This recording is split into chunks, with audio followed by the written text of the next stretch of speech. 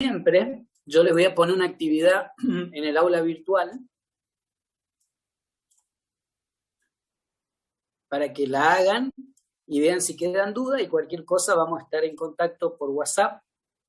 Y de todas formas, mañana ya empezarían con este tema con Salguero, ¿sí? Que es uno de los temas. A ver, nosotros la materia la tenemos dividida en el análisis de los lugares geométricos de las raíces y diseño de control utilizando este método. Tenemos respuesta en frecuencia y variable de estado. Es decir, que con esto, más las dos clases que nos quedan, o sea, que nos quedan por delante, nos queda clase de compensación en adelanto, compensación en atraso, compensación en adelanto y atraso, y tal vez lleguemos a ver alguna cosita más de algún PID y todo, pero siempre hablando de el método del lugar geométrico de las raíces, va a ser lo que entraría en el primer parcial. Yo estuve mirando la fecha del parcial y van a ser prácticamente la última o la anteúltima semana de clases.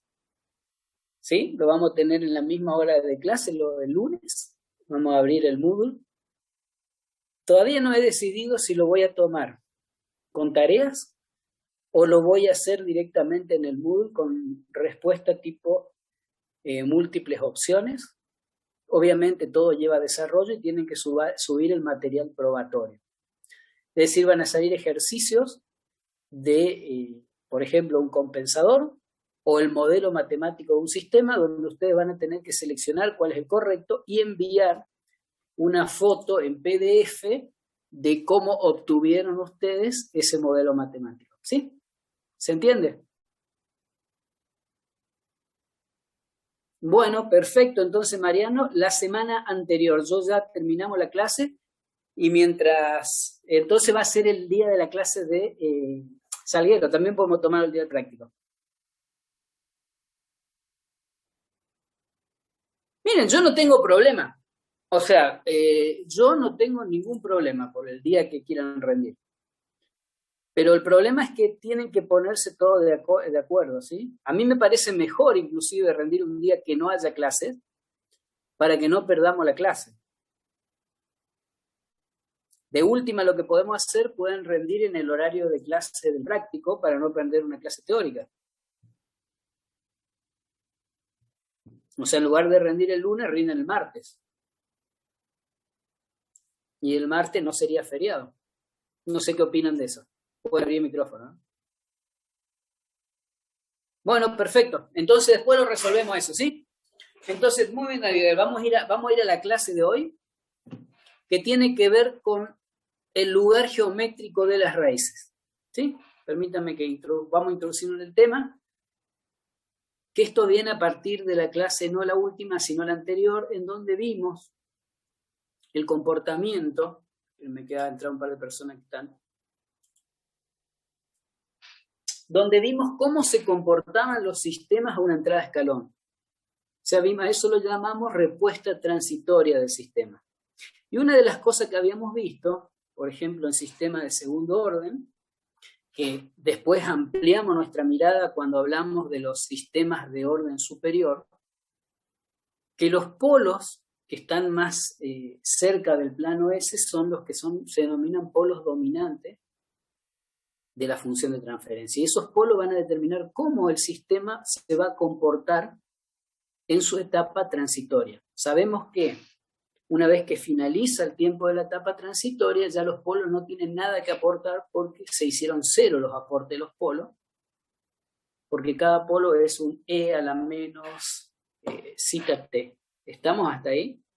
No quiero que se queden con duda con esta parte que uno parece que es una charla, pero en realidad son los conceptos que hacen que todo lo que hablemos tenga sentido. Sí, porque las ecuaciones matemáticas y todo uno se puede olvidar, pero los conceptos tienen que quedar claros. Entonces, volviendo al tema, nosotros vimos que si íbamos cambiando. Esperen que tengo a alguien, al requejo lo tengo en la sala de espera. ¿Dónde se espera? Nosotros vimos que si de alguna forma íbamos cambiando la posición de polo y cero, no, Ignacio no estaba grabando. Gracias por el aviso. Esperemos. Que apreté mal la tecla. Ahí está. Vamos a ir acá y vamos a poner a grabar. Bien. Bueno, volviendo al tema, nosotros vimos que por ejemplo, en el sistema de segundo orden, según el coeficiente de amortiguamiento, se iba a dar la respuesta transitoria del sistema, y ese coeficiente de amortiguamiento podíamos verlo en el plano S, que acá tengo un gráfico, por ejemplo, este puede ser un polo. Puedo ver que el coeficiente de amortiguamiento tiene que ver con la ubicación del polo o del cero en el lugar de las raíces, ¿sí?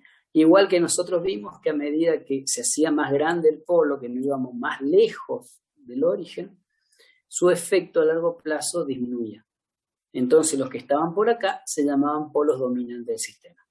Ahora sería interesante, piensen ustedes, contar con un método en donde yo pueda ver toda la evolución de mis polos y cero. Acuérdense que nosotros en una función de transferencia, vamos a la próxima fila, tenemos esta forma en la función de transferencia y yo podría tener acá una K variable, por ejemplo, un potenciómetro, un amplificador, lo que ustedes quieran,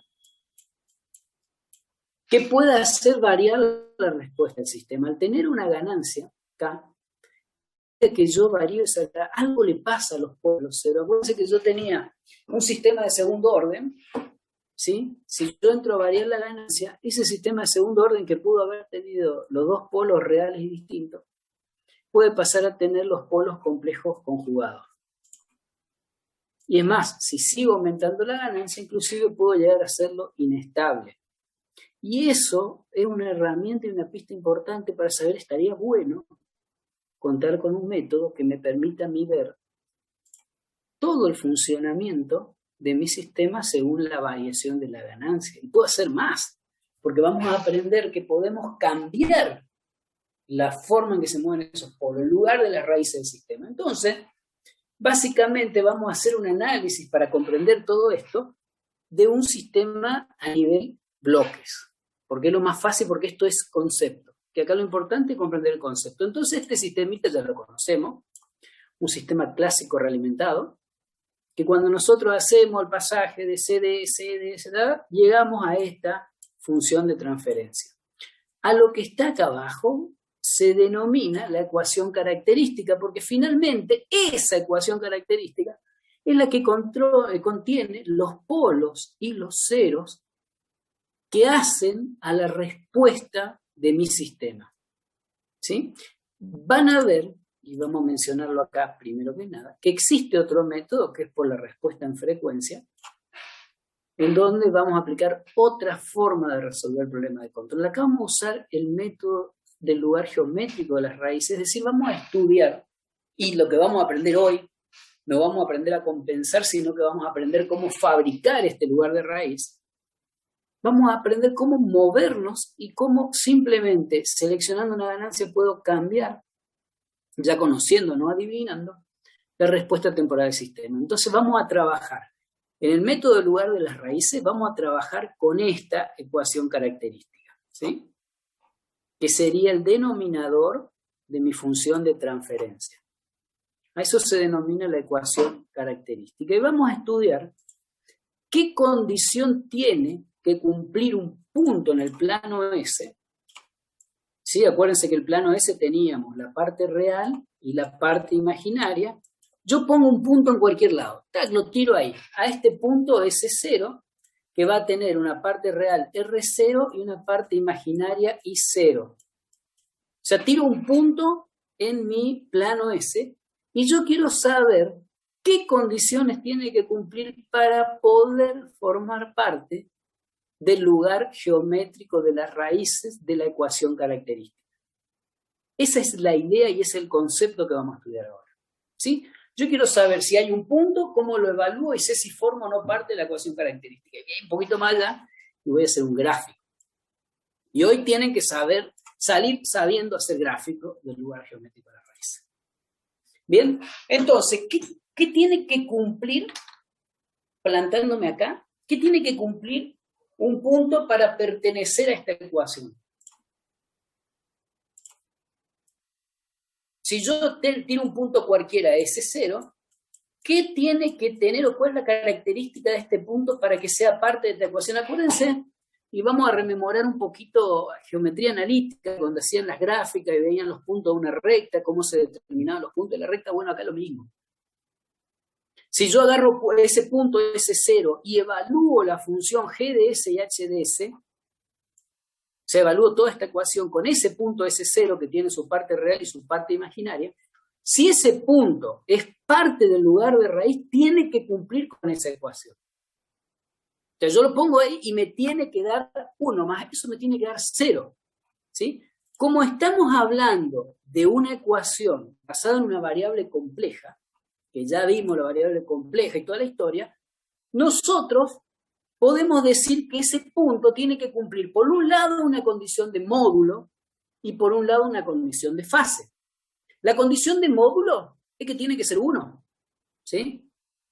Y la condición de fase debe ser más o menos 180, y este numerito que ponemos acá, fíjense que es una pavada este número, es simplemente para que siempre me dé números impares, ¿sí? Porque tiene que ser más o menos 180 o tiene que ser 180 por 3, no puede ser 180 por 2, que es 360, ¿sí? Entonces, esta es la condición que un número, un punto cualquiera en el plano S tiene que cumplir para satisfacer a esto que es la ecuación característica. Y si ese punto, ese 0, cumple con eso, existe un valor de K, de ganancia, que yo le pueda poner a mi sistema de control, que haga que el mismo trabaje en ese punto. O sea, de alguna forma yo puedo variar la ganancia K, esa que le puse en K de GDS por HDS, para que ese punto se convierta en el lugar de trabajo de mi sistema de control. Con el zeta que le corresponde, con el omega n que le corresponde, o sea, yo simplemente variando la ganancia. Eso es el lugar geométrico de las raíces. Es agarrar, tener el plano S, agarrar un punto y saber que pertenece o no pertenece a una raíz posible de mi función característica. ¿Por qué digo posible? Porque como vamos a ver el gráfico, implica trazar todas las infinitas o los infinitos números que componen los posibles lugares de raíces. Y después nosotros, seleccionando la ganancia adecuada, podemos conseguir que ese número sea exactamente el lugar donde está trabajando mi sistema de control. A eso vamos a apuntar. Pregunta hasta acá. ¿A alguien le queda duda? ¿Algún concepto que no hayan entendido? Profe, ¿qué implica que el sistema esté trabajando en un punto?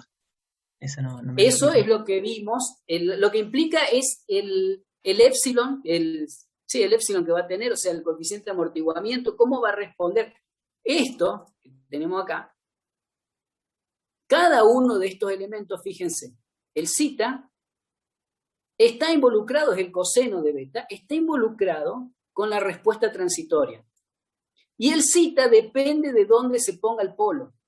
Entonces, si yo voy variando la posición del polo, puedo hacer que mi sistema, que se encontraba, por ejemplo, acá, pase acá, acá, que llegue inclusive hasta acá, y puedo llegar a hacerlo inestable. Eso es lo que implica hacer que el sistema trabaje en un polo o en otro, o en un punto o en otro. Le cambio la característica de respuesta transitoria. Cambio cómo el sistema se comporta en la entrada de escalón. Bien, perfecto.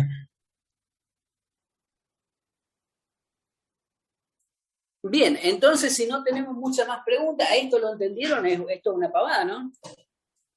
Sí, se entiende perfecto, profe. Y fíjense, tengan en cuenta lo siguiente, o sea, cuando ya dimos una vuelta es lo mismo, yo le puedo dar infinito valores de K, pero cuando yo mido, y eso va ahora, cuando yo mido, si yo paso de los 360 estoy volviendo a medir lo mismo, ¿no? Eso queda claro. O sea, yo puedo dar todos los K que quiera, pero es lo mismo. De acá vamos a tener en cuenta dos cosas importantes, fíjense. Primero yo tengo que cumplir con una condición de fase, que es la importante por ahora. Por ahora la condición de magnitud no me interesa, porque yo quiero hacer el diagrama del lugar geométrico de las raíces. Yo por ahora la condición de magnitud la puedo ajustar porque tengo un valor de ganancia acá que puedo ir de 0 a infinito, Y a mí sí me interesa que el punto tenga la posibilidad, o sea, tenga la característica que puede cumplir con la condición de fase, que es esta. Esta es la más crítica, la condición de fase, que es la que tenemos que cumplir.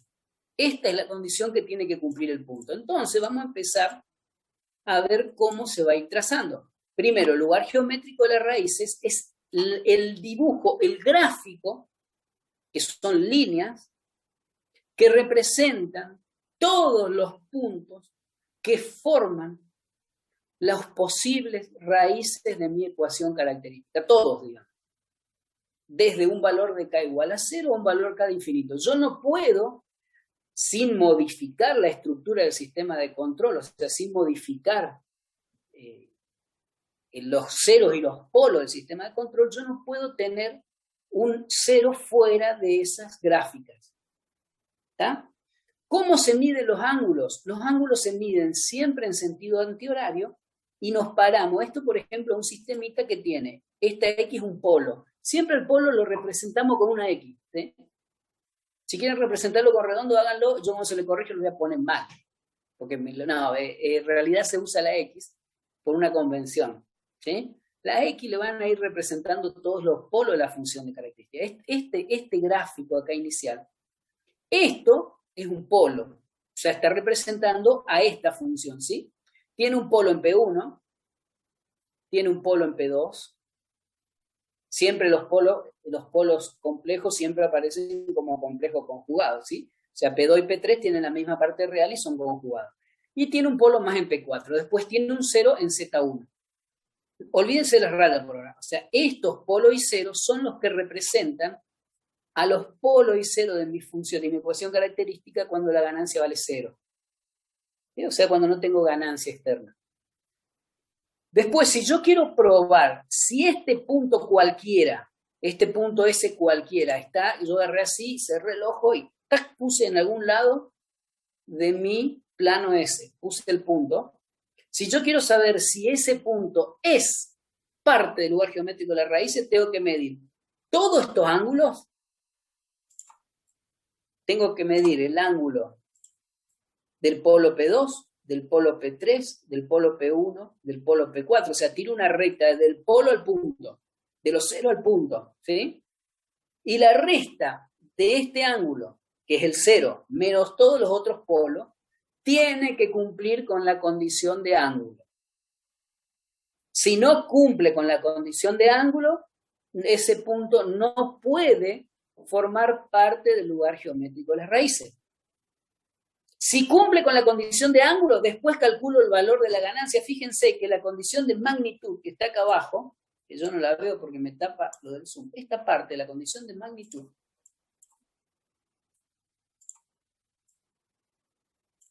se cumple con este K que es genérico. Yo ese K lo puedo poner como un amplificador que tenga una determinada ganancia, entonces esa magnitud no me importa, a mí me importa que cumpla con la condición de fase. Si cumple con la condición de fase, la condición de magnitud se la hago cumplir con variando el valor de K.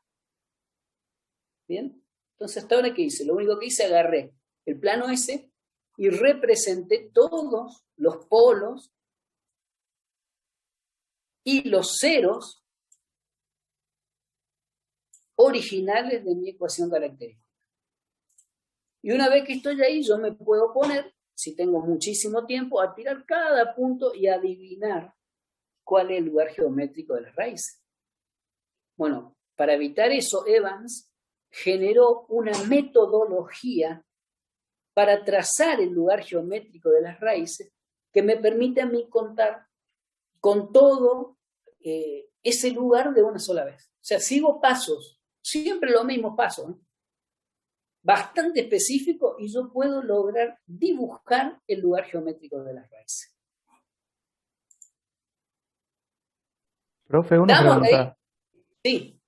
Que en ese caso, en ese filmeo donde está ahora, ¿cuáles serían los valores de B1, A1, A2? Eso lo mido con una regla. Sería la Son distancia. los módulos, son el Claro, aporte de módulo de cada polo y cada cero. Fíjate que eso se ve acá. Vos trazás una recta del polo, o sea, de todos los polos y los ceros para ganancia 0, al punto de prueba, ¿sí? En esa recta medís por un lado el ángulo, para ver si cumple con la condición de fase, y por otro lado medí el módulo para ver si cumple con la condición de magnitud. O sea, medir la magnitud que hay en esto del segmento de P3 a S, de P1 a S, de Z1 a S, y haces la multiplicación de toda la ganancia y o sea, los ceros sobre los polos te tiene que dar 1. Si eso te da 1, este es un punto el punto donde está trabajando ahora tu punto del URL, ¿sí? O sea, acá lo importante es que des esto, porque como a esto lo varias, vos haces que esto de alguna forma calce. Es más, cuando hagamos diseños de sistemas de control basado en el lugar geométrico de las raíces, el diseño más simple es variando la ganancia. Si yo tengo un sistema de control y quiero que tenga, por ejemplo, un epsilon de 0,7, coeficiente de amortiguamiento de 0,7, yo variando la ganancia puedo hacer que, si el sistema lo permite, trabaje en ese lugar.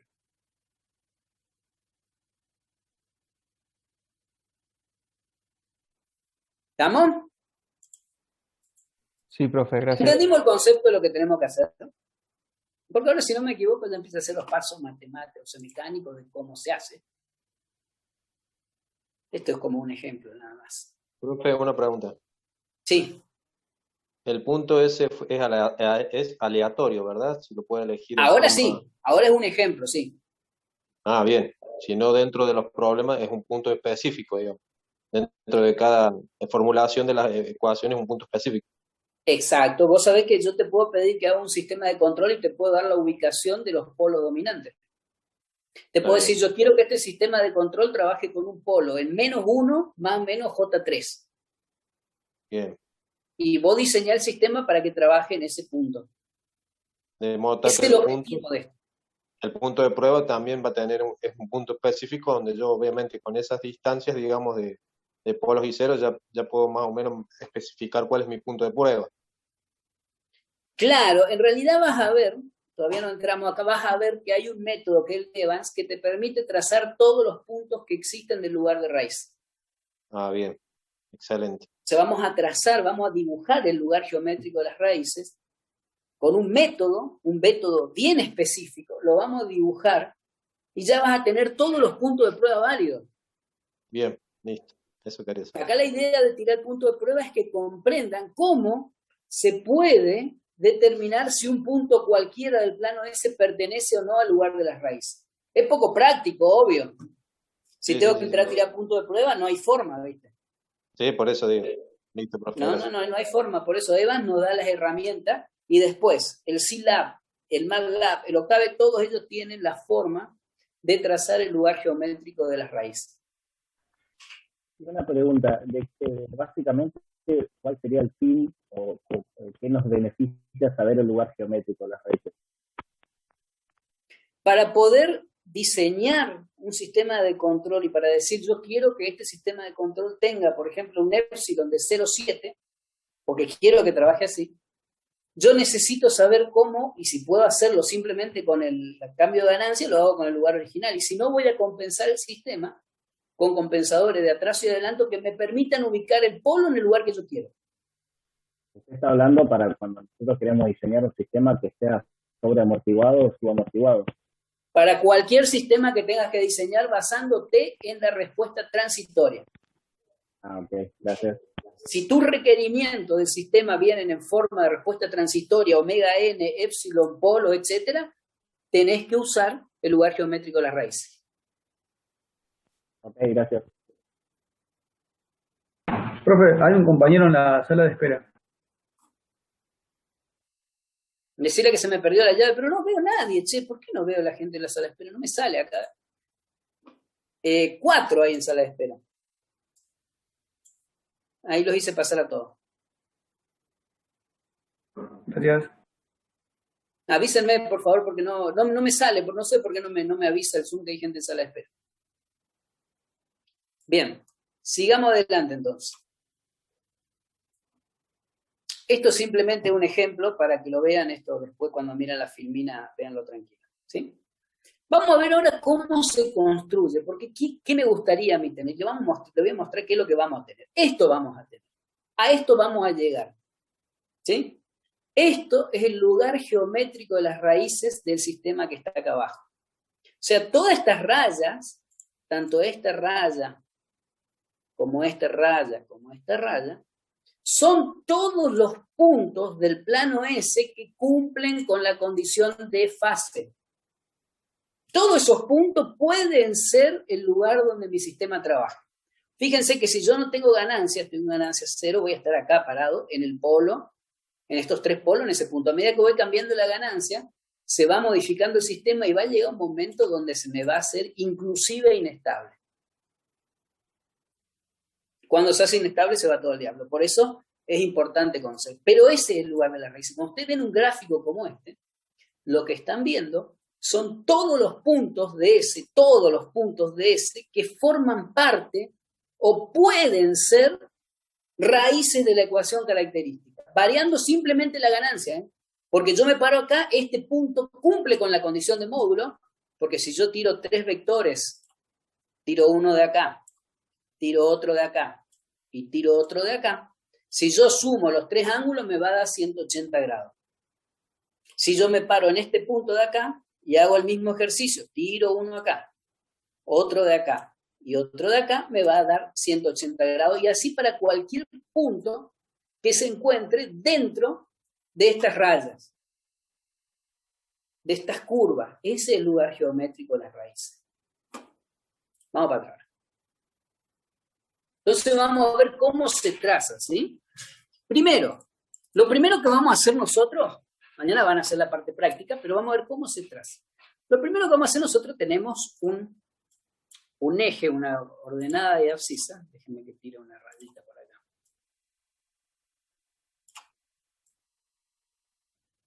Lo primero que vamos a hacer, que es el lugar donde va a iniciar el lugar de las raíces, vamos a poner todos los ceros y todos los polos de la función característica.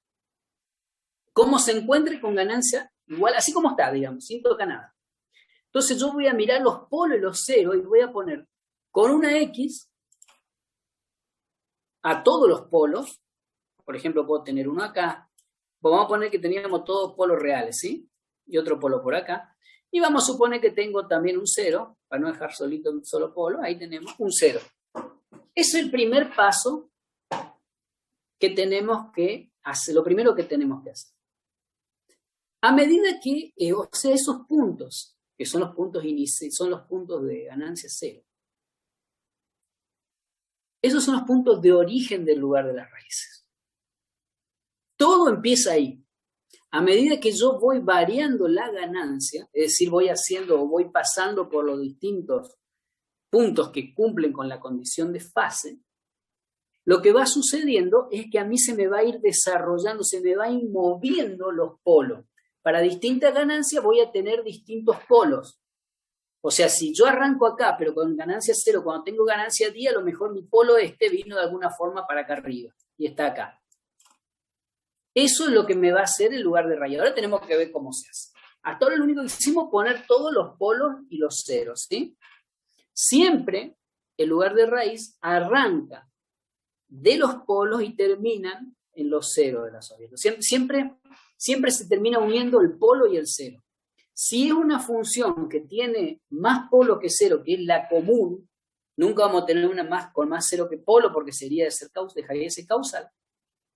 Cuando nosotros tenemos siempre más polo que cero, los polos que no consiguen cero acá, porque la función no los tiene, van a cerrarse en el infinito.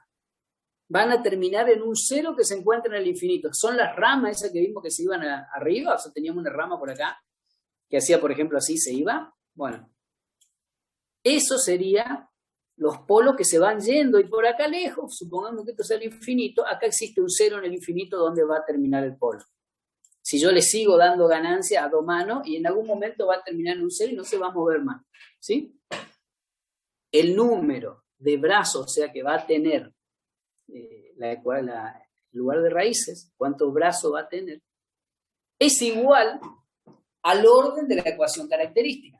¿Sí? Acuérdense que era el S más alto. Si S es igual a 3, quiere decir que va a tener 3 brazos. Si S es igual a 4, va a tener 4 brazos. ¿Sí?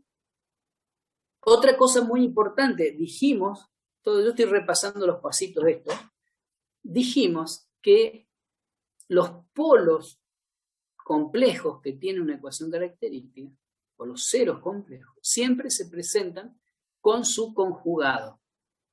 ¿Sí? Siempre aparece. Entonces, ¿qué significa? Que si a mí me aparece un polo por acá, el otro exactamente igual, pero acá abajo tiene que aparecer. ¿Y esa qué consecuencia tiene? La consecuencia que tiene es que el lugar geométrico de las raíces es simétrico para la parte positiva de J y negativa de J. Quiere decir que si yo para arriba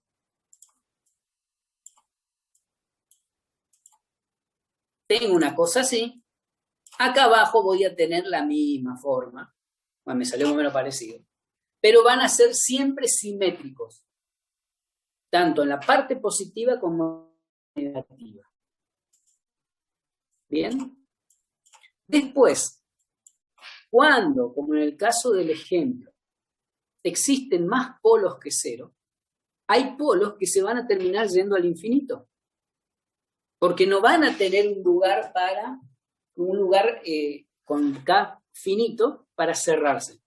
Entonces esos polos se van al infinito. ¿Sí?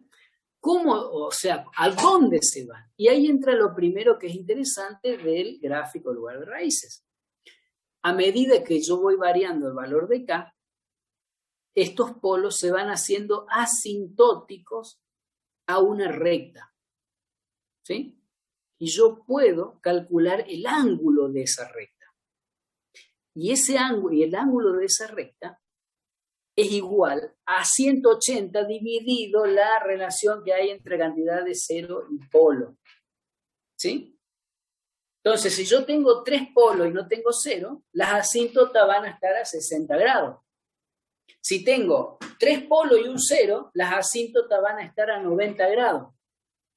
¿Qué significa una asíntota a 90 grados? Significa una raya, ya vamos a ver cómo determinamos dónde hacer la raya. Una raya así, que en algún lado estos polos van a chocar y van a salir uno para arriba y uno para abajo. Y en el infinito van a quedar pegados a esa asíntota de 90 grados.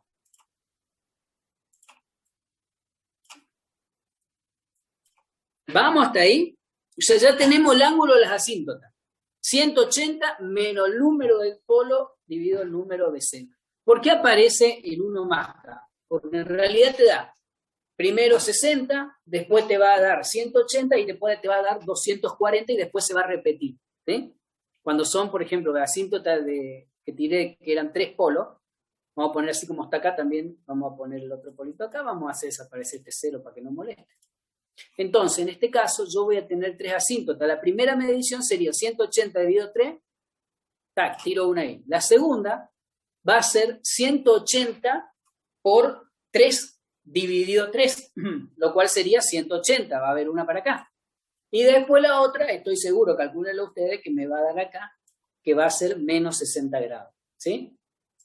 Y después, si sigo dando vuelta, el próximo va a volver a salir acá.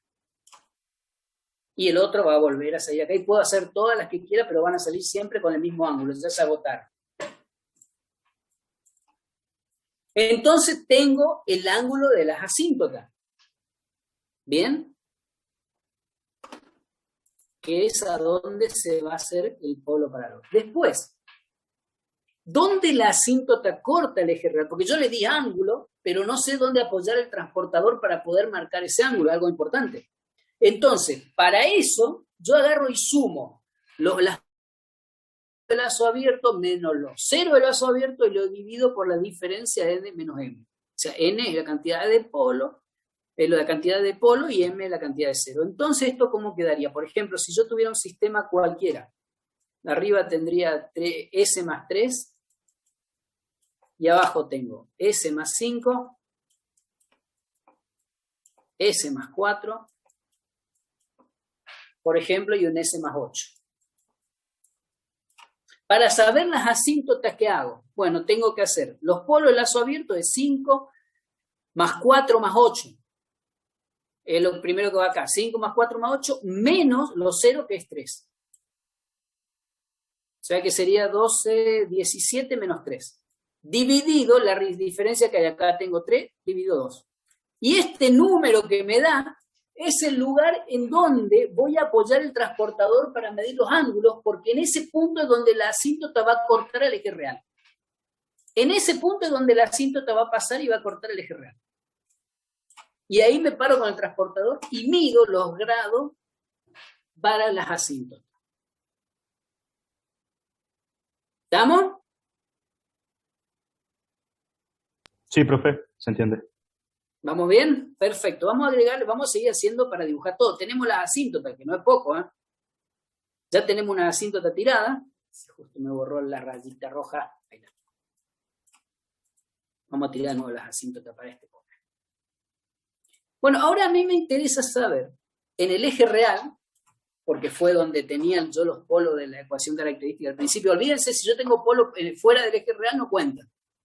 Vamos a ver en dónde o en qué parte del lugar de raíces sobre el eje real existen puntos de prueba que cumplen con la condición de fase. O sea, ahora vamos a concentrarnos en este eje, ¿sí? Entonces, para saber en dónde va a haber lugar de raíz en ese eje, lo que voy a mirar yo es la cantidad de singularidades que tengo a la derecha del punto de prueba. Yo me paro en este punto. ¡Tuc! Me paro ahí. Me fijo la singularidad a la derecha, para allá. Si la cantidad de singulares para la derecha es impar, esa parte del eje real es lugar de raíz. Si la singularidad a la derecha es par, no es lugar de raíz. Quiere decir que este punto, fíjense que tengo una sola singularidad, este punto es lugar de raíz, que me está diciendo que acá, que en esta parte, en toda esta parte, va a ver el dibujito del lugar final, el del lugar de las raíces. Fíjense que si me paro en este punto de prueba, acá no hay, porque el lado derecho tengo dos polos, lo cual lo hace par. Y si me paro en este punto de prueba, tengo tres polos, lo que me dice que acá también hay lugar de las raíces. ¿Bien? O sea, ya agarramos en la recta del eje real y sabemos dónde hay puntos que cumplen con la condición de fase. ¿Estamos bien? Perfecto, profe. ¿Estamos todos ahí? Sí, profe. Y ahora nos queda el tema de ver dónde se separa el lugar, porque tengo asíntota, tengo lugar donde existe, pero quiero saber, por ejemplo, yo sé que acá hay un lugar de raíz que esta no se va a separar porque está solito el polo. Pero en esta, que hay dos polos, lo que va a ir pasando a medida que la ganancia cambie es que cada uno de estos polos va a empezar a acercarse al otro. Y en algún momento se van a salir del eje real. En algún momento, esos dos polos que eran parte de mi sistema, que se presentaba como un sistema sobreamortiguado, que significa que él está parado sobre el eje real, se va a empezar a convertir en un sistema subamortiguado y los polos van a salir del eje real y van a empezar a subir y a bajar. Van a separarse. ¿Sí? Ese punto de separación se llama punto de ruptura. Es decir, un valor en el eje real donde en un momento se encuentran los dos polos y de ahí se separan. Para encontrar ese punto de ruptura, se hace la derivada de la ecuación característica y se encuentran las raíces de esa ecuación. O sea, yo agarro la ecuación característica, 1 más GDS por HDS, hago la derivada con respecto a S y encuentro las raíces. Esas raíces, no todas van a dar, por ejemplo, le va a dar una por acá. Esa no es punto de ruptura. Le va a dar una por acá arriba, imaginaria, tampoco es punto de ruptura. La que le va a dar en medio de estos dos es el punto de ruptura. Quiere decir que hasta ahí van a llegar los dos polos, o los dos ceros, si son cero también se rompen y se separan. Van a llegar las dos singularidades y en ese punto va a salir una para arriba y otra para abajo. El punto de ruptura, déjenme mostrarles, es este, para que entiendan. Este es el punto de ruptura. En ese punto Se separa el lugar de raíces. Y esto es el ángulo de la asíntota, ¿ven? En este lado, la asíntota al final van a ser a 60 cálculos. O sea, salen disparadas a 60 grados. Y en ese punto de ruptura, que son las raíces de la derivada de la función, es donde se van a encontrar y van a salir. ¿Sí?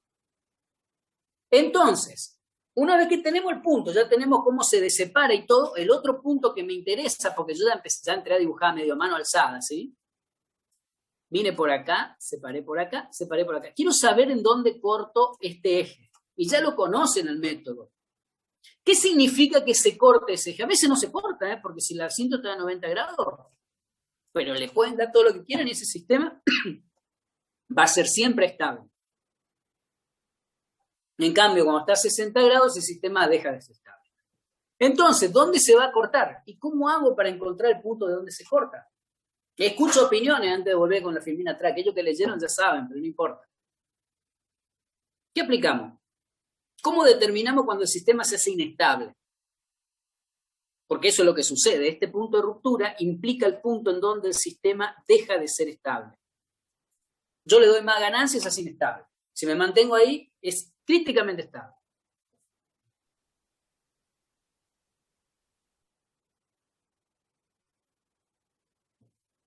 Voy a poner en pausa porque lo voy a dejar pensar y para que no esté...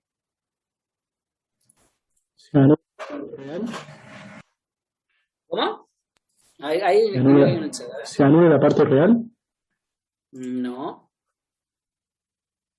Tampoco con Dori por ahí. Es más simple, ya lo hicimos.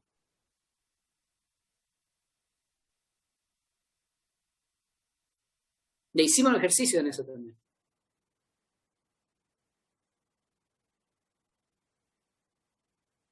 ¿O me ha faltado darle el tema? ¿Vimos el método de Ruth? ¿Saben que ahora dudé? ¿De Ruth Hurwitz? Lamentablemente no. Bueno, entonces eso es lo que se aplica. Entonces ahora le voy a dar el método de Ruth Hurwitz también. Entonces sabemos eso. Bueno, el método de Ruth Hurwitz permite determinar... o sea, ya lo vieron en teoría del circuito 2. Bien, bueno, ahora lo vamos a repasar, ¿no? Sí, Entonces, mejor. eso es verdad. El método de Ruth Hurwitz es el que se usa para determinar la estabilidad de un sistema. Ese método ya lo conocen, que es donde ustedes plantean las ecuaciones en S y determinan la cantidad de cambio de signo que aparece en la primera columna. Ya lo vamos a ver, tengo una filmina para eso. Entonces, a partir de ese método es que, voy a grabar de nuevo esto, utilizando el método de Ruth Hurwitz, vamos a determinar cuál es el valor de K que hace inestable el sistema.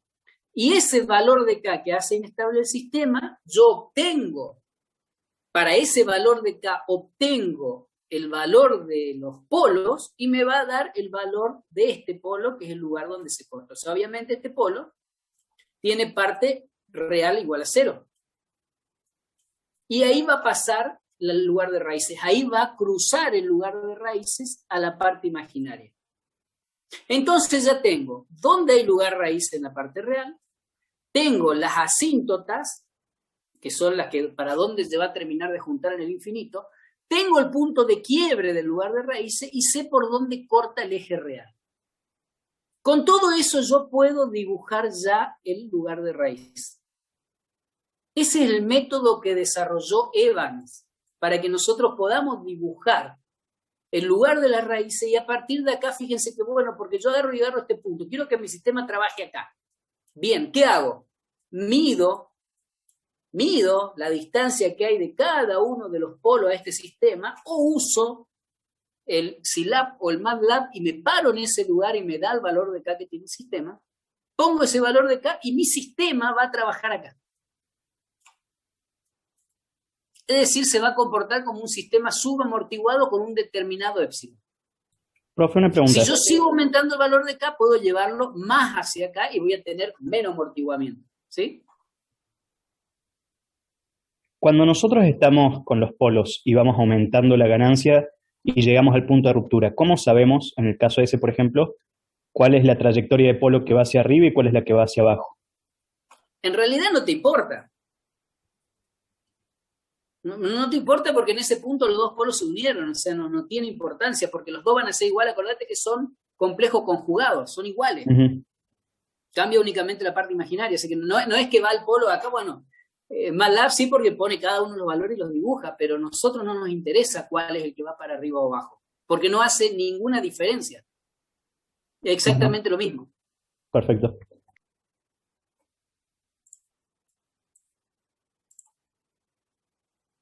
Fíjense que esto es del MATLAB. Scilab tiene algo exactamente igual, solamente que en Scilab, en lugar de llamarse root locus, se llama RLOCU en MATLAB, en el Scilab se llama Evans.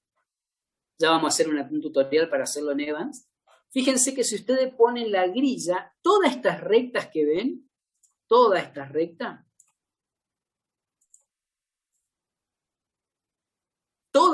rectas son rectas de coeficiente de amortiguamiento constante. Si yo quiero que tenga 0,7, me paro acá. Si quiero que tenga 0,16, me voy a parar acá.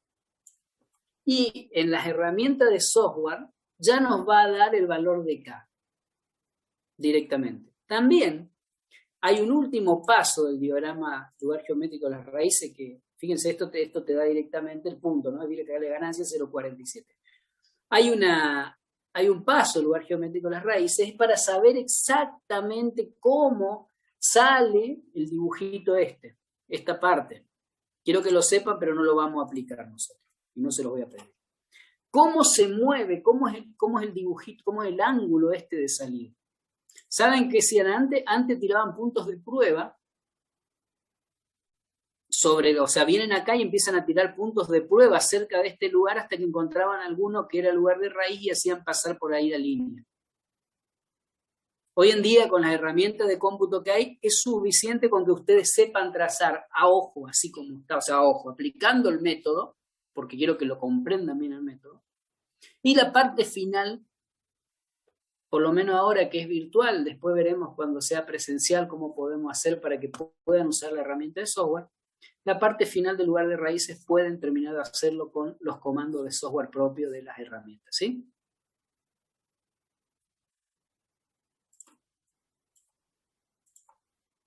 ¿Alguna pregunta hasta acá? Fuera del método de root, que ya lo vemos.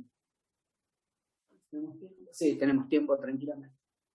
Profe, ¿la herramienta de software lo vamos a poder utilizar en el parcial entonces? ¿Sí? Para Yo no determinar tengo problema con la herramienta de software. Está bien. Es más, o sea, vamos a la realidad. Somos controlistas y el control hoy no se hace a ojo. Claro. Pero si ustedes no conocen los conceptos, no les sirve. Eso es lo que iba a decir. Si no formula bien la ecuación de los polos, estamos hasta digamos, en la ecuación de transición estamos mal, digamos. Por más que hagamos el hechito, no va a generar un sistema estable ni a gancho. Exactamente, para mí es importante, aparte me parece muy importante de que aprendan a usar la herramienta de software, porque yo creo que es lo mismo que si quisiéramos que todos los cálculos se hagan manuales y no usemos calculadora. ¿Está bien? Hoy en día ya no es esa la realidad.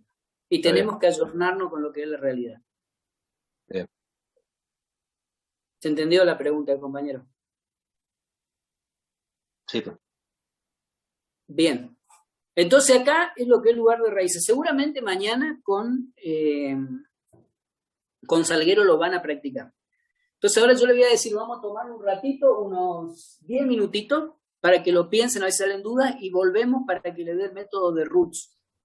Profe, No lo hago ya tengo porque una tengo duda que yo. buscar la filmina. ¿Cómo? Tengo una duda que capaz que Sí. lo dijo, pero no me puedo dar cuenta. ¿Por qué, por ejemplo, entre el polo 0 y -1, esos dos polos sí chocan, pero después no hay relación entre el -1 y -2, como que hay una línea Acuérdense punteada, ¿no? que, sí, ya sé, fíjate acá. Acordate y acuérdense de esto. No entiendo lo que dice Federico después comentame bien, Federico, que no. Fíjense en esto, dijimos que para que exista el lugar geométrico de raíz en el eje real, tiene que haber a la derecha cantidad de singularidades impares. Si yo me paro en este punto, a la derecha únicamente tengo este polo, por lo tanto hay un 1 que es impar. Si me paro en este otro punto, a la derecha tengo 2 polos, por lo tanto es par, y acá no hay lugar de raíz. Si me paro en este punto, a la derecha tengo 3 polos, y ahí sí hay lugar de raíz. Ah, listo, perfecto, ahí está. Gracias. Bien, no entiendo tu pregunta, Federico. El script no reemplaza nada. Ustedes pueden usar la herramienta, pero tienen que imprimir la hoja y hacer el diseño. O sea, tienen que buscar el valor de K, tienen que buscar el ángulo, etc. Lo que yo no les voy a pedir es que me hagan este dibujito tirando puntos de prueba alrededor. ¿Se entendió, Federico? Bien, perfecto. Bien, ¿alguna otra pregunta? Yo les voy a subir también al final de la clase una guía para que hagan lugares de raíz, ¿sí?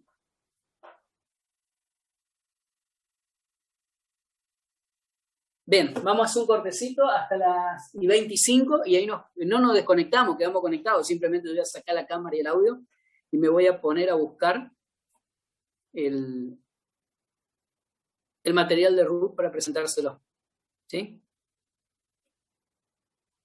Y en 10 minutitos volvemos.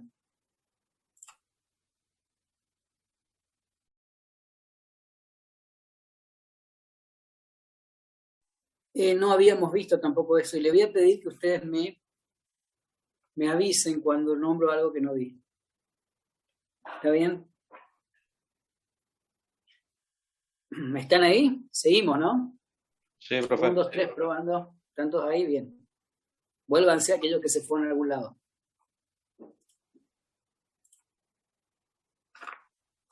Larguemos entonces. Vamos a volver para atrás. Vamos a hablar primero de los sistemas de orden superior. Déjenme que voy a poner a grabar de nuevo. Los sistemas de orden superior, nosotros vimos, y eso sí me acuerdo que vimos, son sistemas de segundo orden y su respuesta transitoria. Que habíamos visto el épsilon y habíamos determinado que la ubicación del polo y el cero, etc.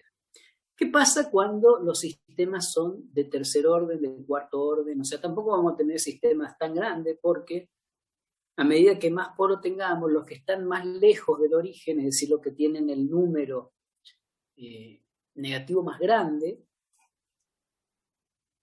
hacen que tenga poca injerencia, porque imagínense ustedes que un polo que está acá tiene un determinado zeta 1 y otro que está por acá tiene un zeta 2, ¿sí? Acuérdense que estos polos se convierten E a la menos zeta y por supuesto este que va a tener un valor más grande va a desaparecer primero. Y de ahí viene el concepto de polo dominante. El polo dominante en un sistema de control son aquellos que van a dominar o van a ser los que representen las características que el sistema presenta en la respuesta transitoria. ¿Sí? Son siempre polos que se encuentran más cerca del origen y con un orden de 5 veces los otros. Entonces podemos decir este es el polo dominante y los otros hasta podría descartarlo para estudiar el sistema. ¿Sí? Nosotros podemos representar una función, vamos a seguir ahora un poquito más la filmina, una función de transferencia como GDS y HDS como un cociente de polinomios. Si nosotros hacemos eso y seguimos operando con ese cociente de polinomio, nosotros podemos llegar a una representación de la función de transferencia como una ganancia multiplicada por ceros y dividida por polos, ¿sí? Estos serían los polos de la función de transferencia. Si nosotros a esto le aplicamos los residuos para obtener la expansión en fracciones simples, para hacer la antitransformada de Laplace, nosotros tenemos que se van a presentar 3 condiciones, ¿sí? Polos al origen, de orden n, no importa. Polos que no están en el origen y polos complejos conjugados. Ambas, o sea, las 3 formas sabemos llevarla a una función del tiempo. Entonces nosotros sabemos, vamos a analizar simplemente esto como que son todos polos reales, van a estar, y acá está lo que habíamos visto. Van a aparecer coeficientes que son los residuos, aparte el residuo, si el polo está muy cerca del cero se hace muy chiquito, por lo tanto el aporte del polo es chiquito, que van a quedar elevados a la parte real, a la menos la parte real multiplicada por el tiempo. ¿Qué significa esto? Que cuanto más grande sea el valor que aparece acá, más rápido el efecto de este polo, que sería el polo, en este caso el polo J, va a tener en mi sistema. Por eso los polos dominantes son los que se acercan más al origen, en donde el valor numérico es más chico, porque dura más tiempo. ¿Sí? Bueno, acá tengo un ejemplo más largo. Porque fíjense, esta por ejemplo sería la forma de un sistema, tiene 3, 1, 2, tiene por lo menos 3 polos. Es más parecido, o es bastante parecido a un sistema de segundo orden. Entonces, si nosotros tenemos los polos dominantes, podemos decir que ese sistema, si yo modifico la posición de esos polos dominantes, va a tener la respuesta que yo necesito. Y eso lo hacemos ahora que saben con el método de lugar de las raíces, ¿sí? Fíjense que yo a este mismo sistema le agrego un polo mucho más grande, de valor numérico mucho más grande, en este caso está ubicado en 20, y fíjense que la respuesta real del sistema de uno y otro sistema prácticamente son lo mismo. Acuérdense que esto sería algo ideal si tuviera todos los instrumentos ideales, no importa, en la realidad estos dos sistemas van a medirse exactamente igual. Ahí viene el concepto de polo dominante. Son aquellos polos que marcan el comportamiento en la parte transitoria o en la respuesta transitoria de mi sistema de control. Y son los que se encuentran más cerca del origen. Que sean 5 veces más chicos, que el siguiente polo ya lo convierte inmediatamente en polo dominante y al otro un polo que podemos despreciar porque su efecto desaparece muy rápido de la respuesta transitoria. Porque ese E a la menos se va rapidísimo y desaparece y se hace 0. ¿Bien? Esto es lo que habíamos visto antes, de cómo transformaba complejo conjugado, no hace falta. Y vamos a ir, acá tiene el lugar de raíz, se ven lo que ya vimos, en donde tenemos cómo se van comportando los ceros y los polos, según la cantidad de cero y polo que tengamos. Estos son de los dos que presenté antes. Vamos a repasar, como ahora ya sé que vieron en teoría del circuito, vamos a repasar el método de Routh-Hurwitz. El método de Routh-Hurwitz me permite a mí determinar cuándo un sistema tiene polos o tiene raíces, la ecuación característica tiene raíces en el semiplano derecho. Sabemos que el semiplano derecho es el que causa inestabilidad porque las E a la menos pasan a ser E a la más y en este lado la respuesta del sistema se va al infinito, mientras que de este otro lado se atenúan, ¿sí? Cuanto más lejos nos vamos, esto se atenúa más rápido. Pero de este otro lado, que es el semiplano derecho, la respuesta crece a medida que pasa el tiempo. Por eso se hace inestable. Entonces, nosotros vamos a agarrar únicamente el denominador de la función de transferencia, que es la ecuación característica, ¿sí? Esa ecuación característica, el denominador de la función de transferencia, es el que vamos a analizar con el método de Routh.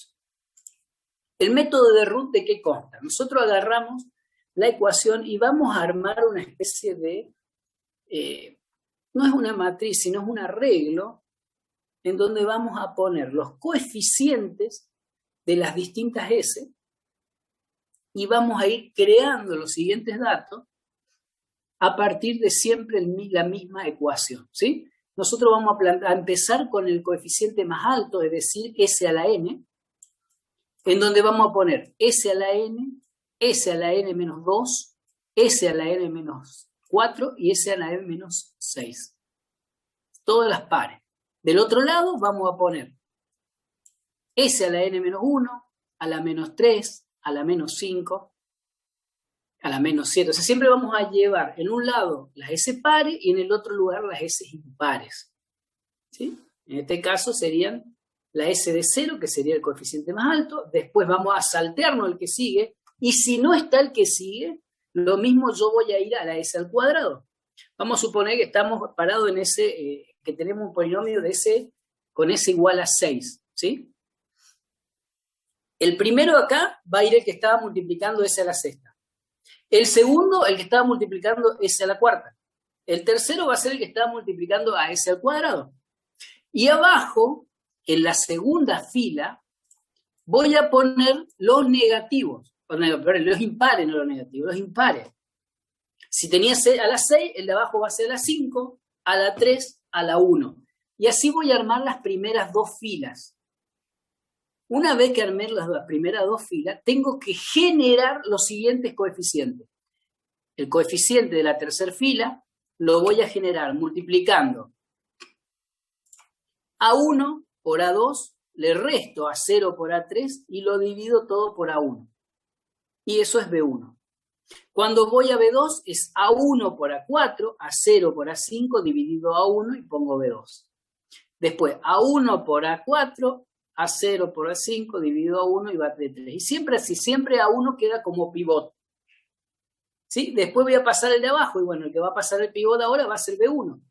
Y después voy a pasar a C1 y C1 va a ser pivot y voy a armar hasta que llegue a ese a la 0. ¿Sí? Cuando termino de hacer todo ese arreglo, que siempre es un cálculo, voy a mirar si se producen cambios de signos. Únicamente me interesa esta columna. Si se produce un cambio de signo, quiere decir que hay un polo o un 0, o sea que en este caso serían 0, un 0 en el semiplano derecho. Y el sistema es inestable. Según la cantidad de signos que se cambien cuando los entro a contar, me va a dar a mí la cantidad de polos que se encuentran en el semiplano derecho. Ese es el método o el criterio de root. ¿Dónde se hace útil? Hoy en día yo pongo root en la máquina, escribo locus, o sea, root, en realidad en MATLAB, o sea, raíces. Yo lo pongo a raíces y me va a dar los polos y los ceros y ya está, listo, no me hace falta. Antes no era fácil calcular el valor de los polos y las raíces, o sea, yo las raíces era un tema, un polinomio de grado 5 ya era mucho más complejo. Entonces, este método, que es bastante automático, porque es automático, me permite a mí rápidamente saber si el sistema va a ser inestable o estable, sin calcular y sin conocer los polos, ¿no? En el caso de los ceros, discúlpeme. Sin conocer los ceros, las raíces, yo ya sé si va a ser estable o inestable. Si tiene raíces en mi plano positivo, es inestable. Y root me lo dice, pero no me dice el valor de la raíz, pero no me importa. Ahora, ¿dónde se hace interesante? Se hace interesante, bueno, acá tienen los casos especiales de root, que son fáciles de comprender, que se los voy a dejar para que lo vean, y cualquier duda los vemos el lunes que viene, me preguntan. Están bastante bien descritos. El uso más interesante de root no es esto. El uso más interesante de root es este, donde aparece un valor k sin número en la ecuación o en la función de transferencia directa. O aparece el k que dijimos la ganancia que vamos a variar en mi sistema para ver qué pasa. Cuando aparece k, a mí el k me aparece como un símbolo, como una letra que puede tomar cualquier valor. Aplico root y fíjense que me va a quedar cuando aparece k en la primera fila, en la primera columna, me permite a mí calcular el valor de k que hace inestable el sistema. Fíjense que en este caso, si k tiene que ser menor que 14 noveno o mayor que 0, y mayor que 0 y menor que 14 noveno. Si yo hago k igual a 14 noveno, se produce el polo, y entonces ese es el punto que cruzo el eje real. En ese punto cruzo el eje real. Entonces yo planteo root, y el valor de k lo voy llevando hasta que se me forma en la primera fila, en la primera columna. Cuando aparece k en la primera columna, es donde yo tengo que determinar el valor de k que me lo hace inestable. Con ese valor de k que me lo hace inestable, lo pongo acá en la ecuación principal y calculo las raíces. Y esas raíces me dicen dónde corta el eje real. Eso es el uso de root para el lugar de raíz. Es la parte más importante de root-Hurwitz, porque MATLAB me da los polos, pero MATLAB no me puede generar, por ejemplo, la función que me va a dar el k que corta. Sí, si pongo root loco y me muevo con el eje, ¿no? Lo puedo ver de ahí también. Son todos métodos que me permiten y me agiliza mucho. Pero el método de root, la fuerza que tiene es que yo, al tener un símbolo, yo puedo determinar con una ecuación numérica el valor que tiene que cumplir para que sea estable el sistema. Lo que pasamos rápido, esto lo voy a subir a la aula virtual, la filmina igual, fue qué hacer cuando se presentan condiciones particulares, por ejemplo, que me aparece un 0 en la primera columna y no llegué a ese a la 0. Bueno, en ese caso reemplazo el 0 por un número E, que es muy chiquitito, y opero con el E. Y completo la fila que falta. Si se cumple o no, si hay un hay un cambio de signo, listo, ya está. Determino si es inestable. Y la otra posibilidad es que toda una fila se haga 0, y en ese caso lo que hago es la derivada de la fila anterior. O sea que hay que volver a aprender derivadas para control. Para dos cosas, para esto y para la parte del dibujo del lugar de raíz. No aprenderlo, sino refrescarlo. Fue medio rápido todo esto, pero me parece que Ruth con esto es más que suficiente. Si consideran que no, la clase que viene volvemos a verlo, pero me parece que sí. Lo escucho y para las preguntas que tengan, y después ya tendría que ir pensando yo en ir preparando para alargar el Por mí final. está bien, porque ya también vimos el año pasado Ruth Hurwitz y para mí es suficiente. Bueno, a todos, va para todos que bien. se fijen, traten de verlo, porque acá más que verlo es volver a hacer ejercicio, ¿sí? Yo por eso voy a subir una guía nueva para que hagan ejercicio de Ruth Hurwitz y método de lugar de raíces. El objetivo es que cualquier duda que tengan durante la semana me lo van mandando por WhatsApp y le voy respondiendo. Le estoy debiendo todavía el modelo matemático del tren de engranaje. Realmente no he tenido tiempo en esta semana. Pero voy a contestarle todas las dudas que tenga por WhatsApp, cosas de que la próxima clase veamos cómo podemos usar el lugar geométrico de las raíces para compensar un sistema. Vamos a trabajar con compensación por adelanto.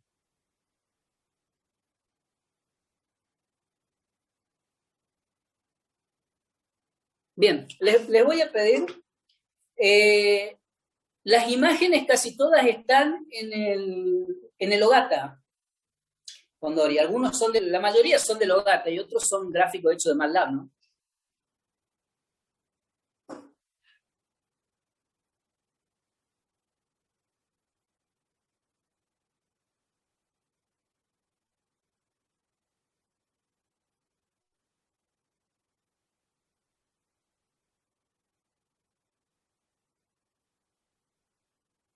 La bibliografía de cabecera que estamos usando es MATLAB, el Ogata.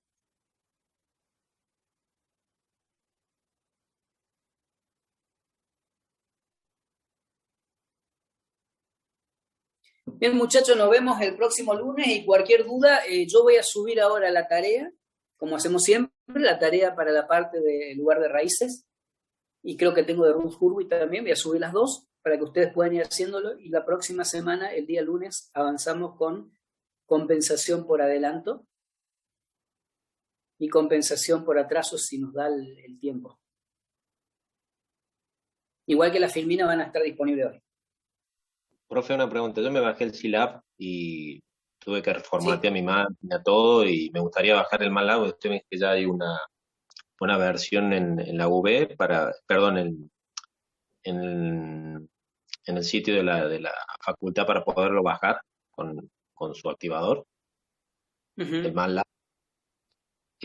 ¿Usted me podría pasar después el enlace por mail para poder llegar hasta él? Mira, no creo que en la facultad no hay nada de MATLAB, porque nosotros tenemos una licencia en la facultad, pero una licencia, digamos, una licencia que la facultad pagó hace muchísimos años, ¿viste? Que no sé quién ni que la tiene esa. Está. Lo que yo tengo es un link de un MATLAB que yo uso por ahí para dar las clases, y eso que es el MATLAB 12.1, que no es nada santo, digamos, pero te lo puedo pasar sin ningún problema. Bueno, listo. No, está bien. No, yo pensé que era el link. No, en la facultad no tenemos, porque tenemos licencia en la facu, pero es muy difícil que nos den la licencia, entonces usamos todo para investigación. Está bien. Para que no nos digan nada. Por eso yo insistí un poquito en usar un poquito más el Silab, que tiene, para lo que nosotros vemos, tiene la misma fuerza que MATLAB. Está bien. Pero sí, es un poquito más difícil, no te lo voy a negar, es más difícil el Silab, no es tan sencillo como el MATLAB, o puede ser por costumbre, ¿viste? Sí, no, es costumbre, pues. Yo lo estuve viendo al Scilab y tiene bastantes líneas parecidas, pero sí, hay algunos que hay que leerlo, digamos, a las instrucciones para poder llegar a la misma expresión, un poquitín más difícil, pero no es muy mucho, digamos. Es sentarse No, y, por ejemplo, el lugar de raíces se llama Evans claro, directamente, y MATLAB lo llama RuLocus. Esa es la diferencia más grande, digamos. sí, sí, es verdad eso. Pero bueno, si quieren, entonces los puedo poner al link que tengo ahí, que el 12.1 es viejo ya, ¿no? Sí, sí, Pero sí. para todo esto anda bien. Sirve, sí. Listo, Bueno, gracias, ahí se profe. los pongo en el WhatsApp para los que lo quieran bajar. Pero yo no se los Ok, di. listo, Profe, listo, usted profe. dejó de grabar y estábamos poniendo la asistencia. No, pero yo voy a grabar el chat. Yo pongo acá guardar chat. Y listo, con la asistencia yo guardo el chat, no guardo el video. Ahí está. Perfecto. Entonces, listo, muchachos, nos estamos viendo a todos, muchachos y chicas. Nos vemos el lunes que viene. Y sigamos aprendiendo lo que es control. Y empiecen a usar los software como Scilab, MATLAB y todo eso, porque control es eso hoy en día. Es imposible pensar que alguien vaya a trabajar en control sin usar herramientas de software. ¿Sí? Listo, nos vemos entonces el lunes. Chao, Cualquier profe. duda, ya saben, por WhatsApp. Hasta luego.